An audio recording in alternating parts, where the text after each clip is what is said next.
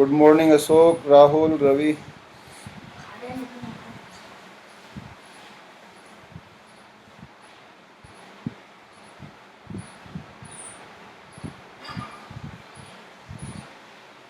राहुल, क्या टॉपिक चल रहा था लास्ट क्लास में?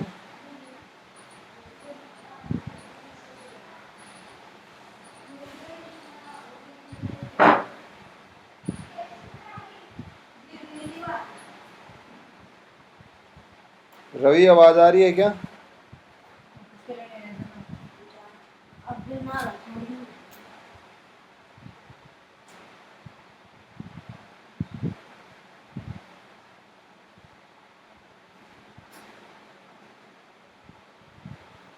So I think let's start today's our class.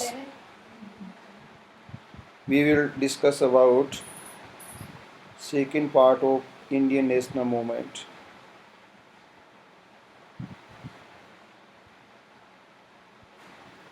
Extremist era of Indian national movement.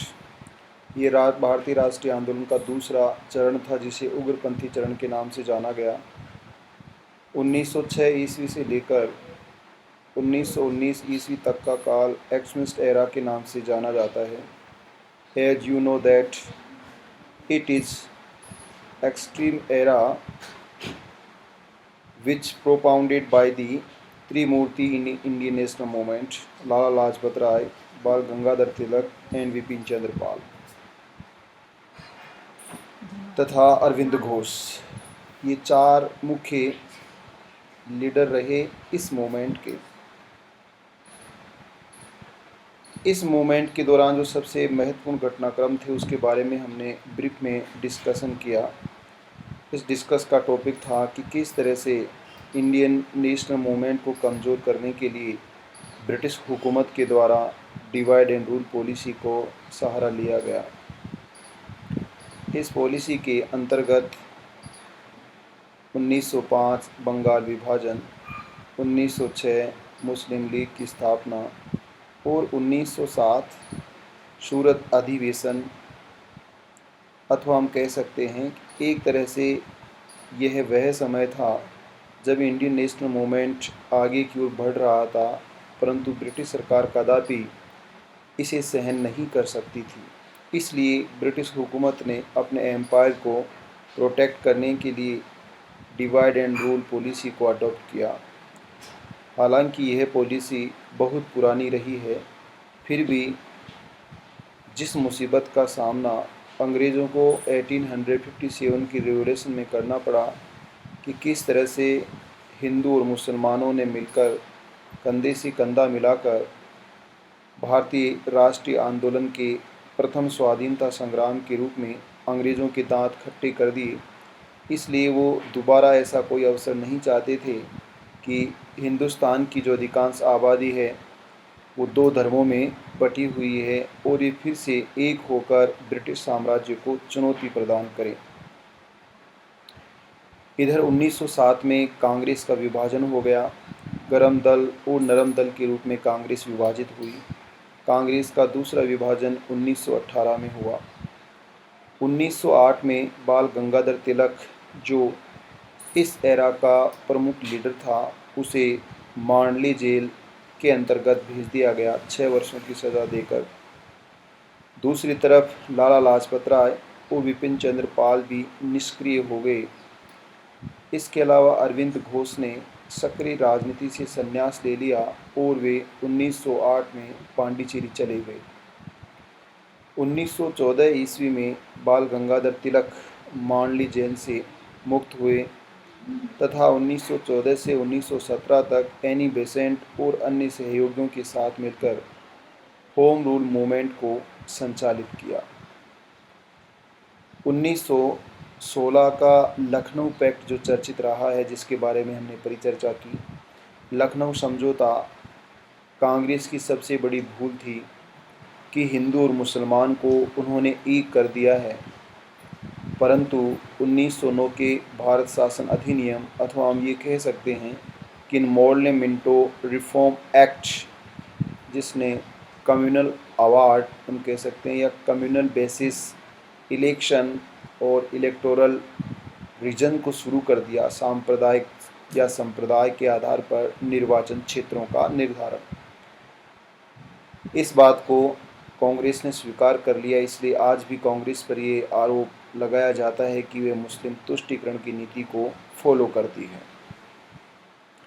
1919 Montagu Chelmsford अधिनियम के माध्यम से इस नीति को सीमित और भेदभाव पर आधारित तथा सांप्रदायिक निर्वाचन क्षेत्र की नीति को और ज़्यादा विस्तृत स्वरूप प्रदान किया गया।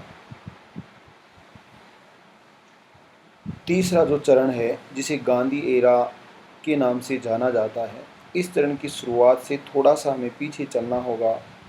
1917 ये हम कह सकते हैं कि महात्मा गांधी जो दादा अब्दुल्ला एंड कंपनी का केस लड़ने के लिए दक्षिणी अफ्रीका गए, वहाँ से 21 साल बाद वापस लौट कर आए, अर्थात जनवरी 1915 में वो वापस लौट कर आए। मार्च 1917 गांधी एरा की शुरुआत का पहला कदम था। यद्यपि ऑफिशियल गांधी युग 1920 से 1947 तक माना जाता है, परंतु इसे समझने के लिए हमें थोड़े से बैकग्राउंड और हिस्ट्री को ध्यान में रखना होगा।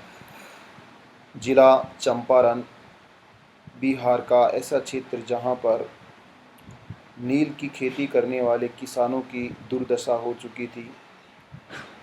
किसान ब्रिटिश सरकार और यूरोपीय बागानों की टर्म और कंडीशन से परेशान थे।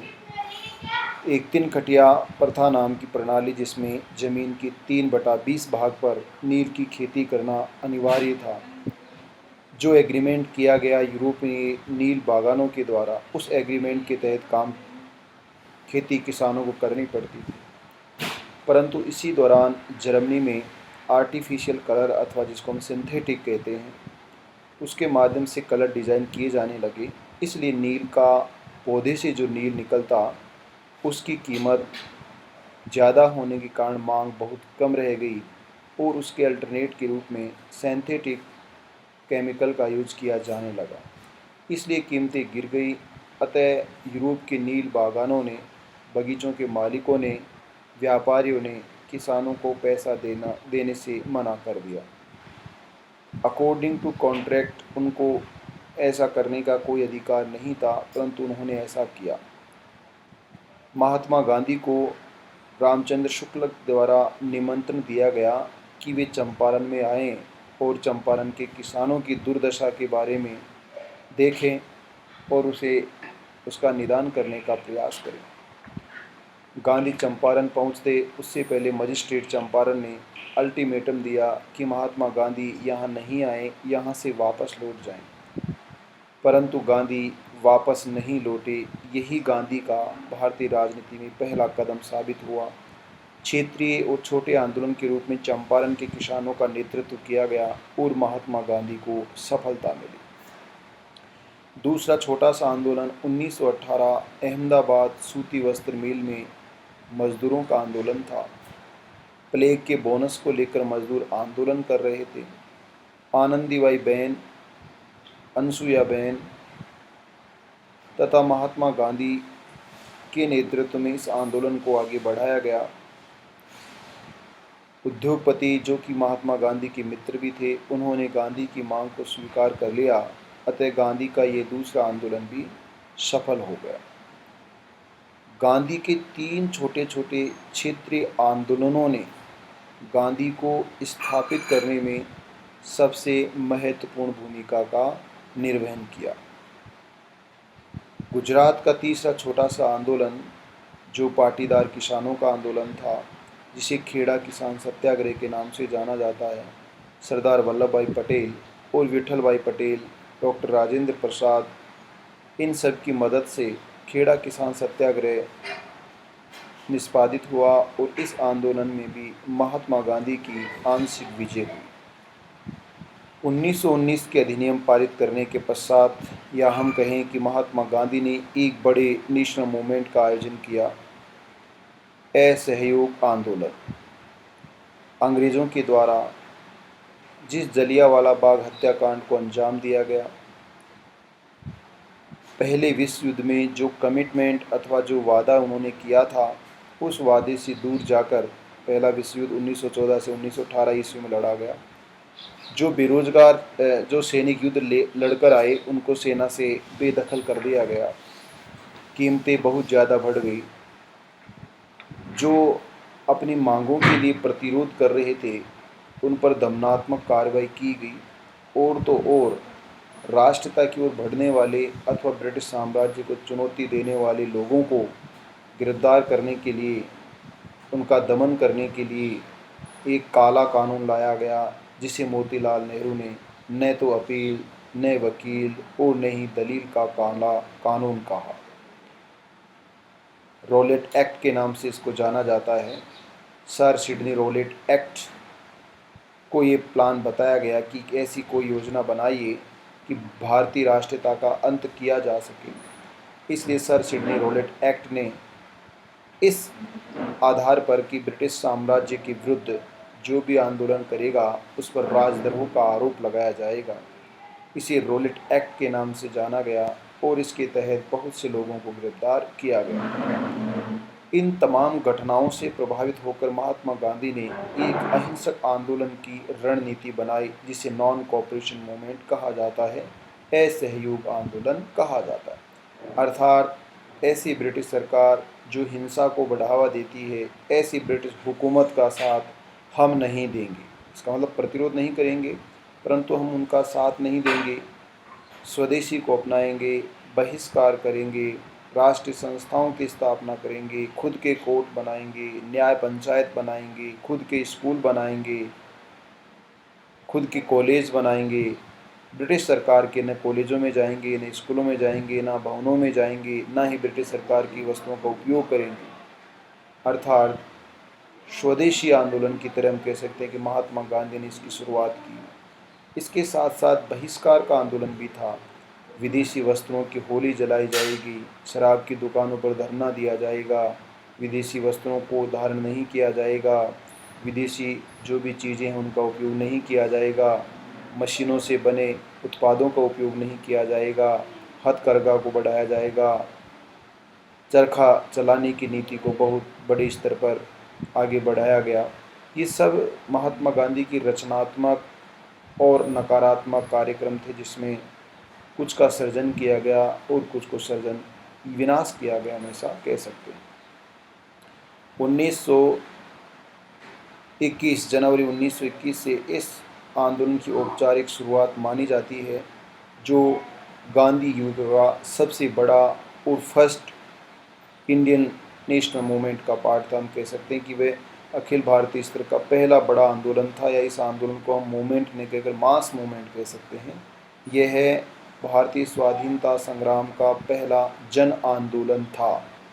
महात्मा गांधी ने लोगों के मन से ब्रिटिश साम्राज्य के भय और डर को दूर कर दिया।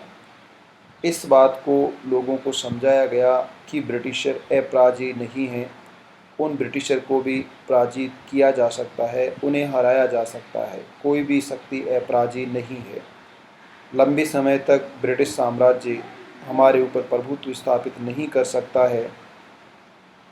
हम ब्रिटिश साम्राज्य को चुनौती देंगे और उसका अंत करेंगे तथा हमें स्वाधीनता की प्राप्ति होगी, अथवा जैसा ब्रिटेन में लोगों को जीवन जीने का हक है, अधिकार है, ऐसा ही अधिकार और हक और दावा और सुविधाएं भारतीय लोगों को भी प्राप्त होंगी। 1920 से 1922 तक का इस आंदोलन का काल माना जाता है। देखिए, अगस्त 1920, सितंबर 1920 और जनवरी 1921, ये 3 महत्वपूर्ण तिथियां हैं इंडियन नेशनल मूवमेंट का, जो सबसे बड़ा नॉन कोऑपरेशन मूवमेंट रहा है।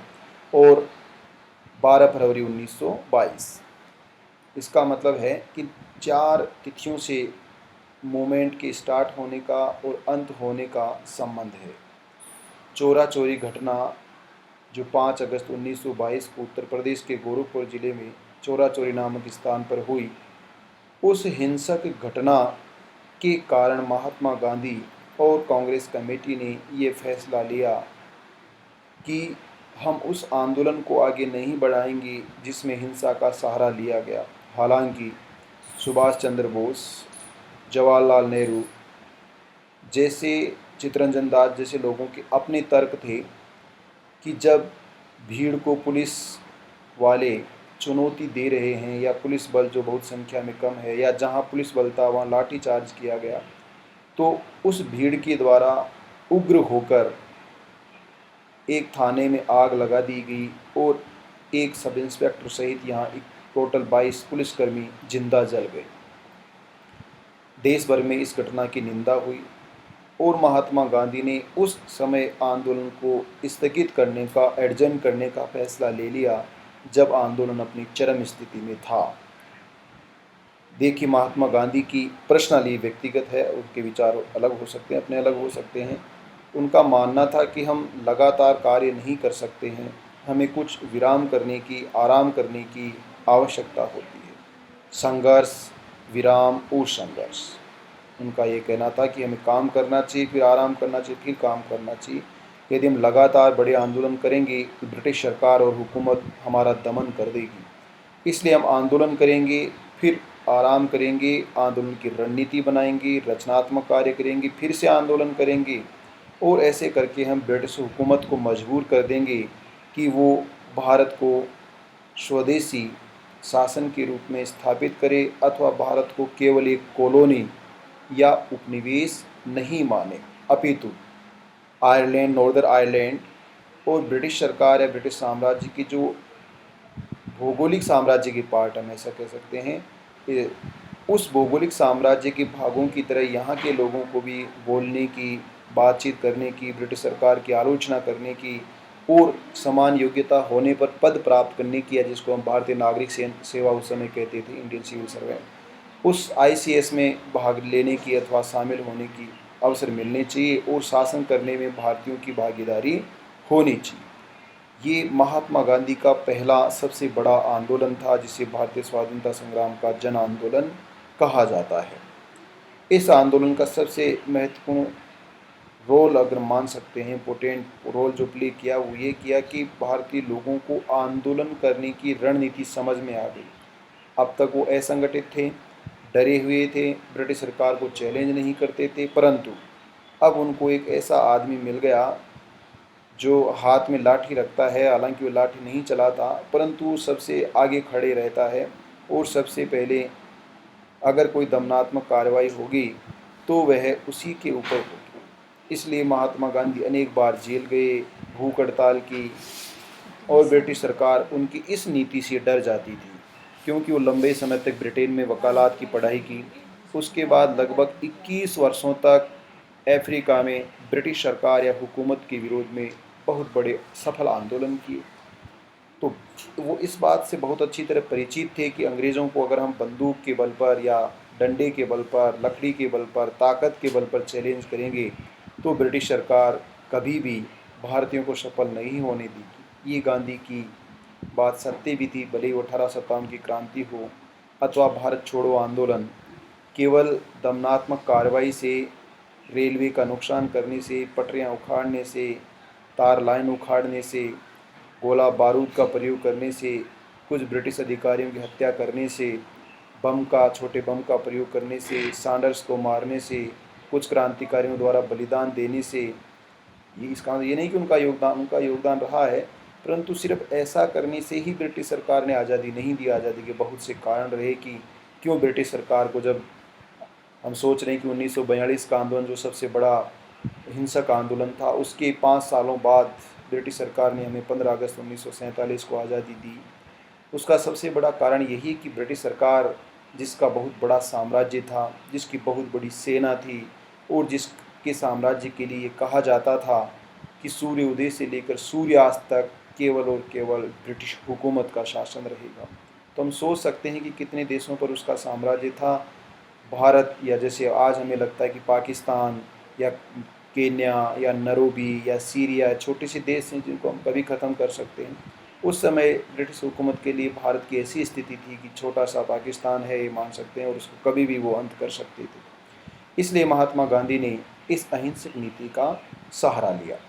इसके बाद जो सबसे इम्पोर्टेंट घटनाक्रम है उसके बारे में हम कल परिचर्चा करेंगे, जहां स्वराज पार्टी सितंबर 1923 और बेलगांव अधिवेशन 1924 तथा नेहरू रिपोर्ट 1928 और उसके बाद 1930-31 का जो आंदोलन होगा महात्मा गांधी का सविनय अवज्ञा आंदोलन, उस पर चर्चा करेंगे। अब इसमें कुछ छोटा जो भी सरल या आपको डाउट है, कुछ पूछना है, प्रश्न पूछ सकते हो, माइक को अनम्यूट करके बोल सकते हो, टेक्स्ट चैट बॉक्स में लिख सकते हो।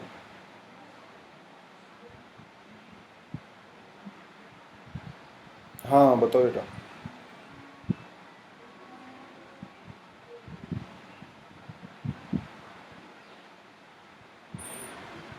हाँ रेगुलर ही होगी, बच्चों का रेस्पॉन्स नहीं था तो फिर मैंने बंद कर दिया भाई, बच्चों की इच्छा ही नहीं तो ज़बरदस्ती तो किसको है ना पढ़ाया जाए। तो घोड़ी को तालाब पर ले जा सकते हैं, पानी नहीं पिला सकते ना। अब आप इसमें देख सकते हो 1 2 3 4 5 और 6 बच्चे हैं। हालांकि ये ऑफलाइन भी मैं पढ़ाता था सेकेंड ईयर ऑनर्स में पिछले साल यही पेपर, तब भी 4 और 5 बच्चे आते थे, और अब ऑनलाइन है तब भी वो उतना ही है, तो वही ज़्यादा आउटपुट आया नहीं है, कुछ बदला नहीं है ऑनलाइन होने से ऑफलाइन होने से। और आपको अफसोस होगा कि थर्ड ईयर ऑनर्स तो मैंने इसलिए क्लास लेना बंद कर दिया कि एक ही बच्चे ने ज्वाइन नहीं किया। 15 बच्चे थे, फिर 10 बच्चे हुए, ऐसे करते करते एक दिन में अकेला ही रहा 10 मिनट तक। तो मैंने कहा ठीक है अब जो भी है। और बताओ बेटा। हाँ ठीक है, मैं ले लूँगा रेगुलर, तो पढ़ाना ही है, मैं तो रेगुलर तनख्वाह देती है रोजाना सरकार। अब आप पढ़ोगे तो भी तनख्वाह मिलेगी, नहीं पढ़ोगे तो भी मिलेगी। सरकारी सिस्टम का यही है, फायदा और नुकसान। इसके अलावा राहुल, रवि, अशोक, अरबाज, अखिल कुछ पूछना हो, कुछ कहना हो, समझ में आ रहा है मैं पढ़ा रहा हूँ वो अरबाज?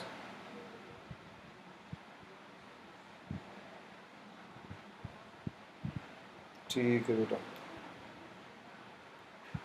ठीक है, तो आज इतना ही पढ़ाएंगे, कल फिर पढ़ाएंगे इसी टाइम, टाइम यही रहेगा 8 बजे है ना।